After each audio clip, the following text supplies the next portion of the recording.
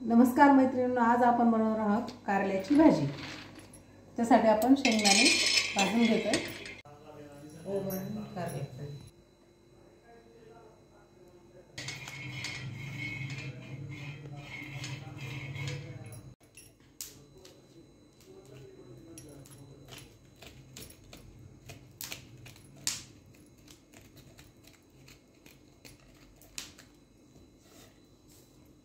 आता आपण याच्यात मीठ भरून घेणार आहोत अशा प्रकारे।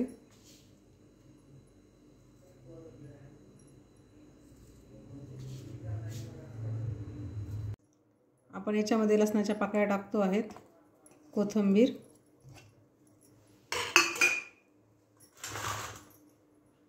थोडीशी हळद, मीठ 1 चमचा, थोडासा गरम मसाला, थोडंसं लाल तिखट। आता हे आपण बारीक करून घेऊयात।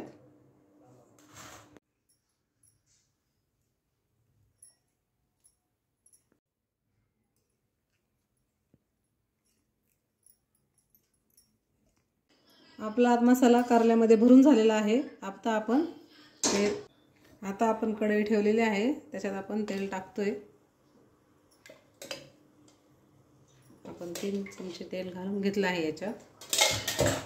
तेल गरम झालं का आपण कारले त्याच्यात घालूयात।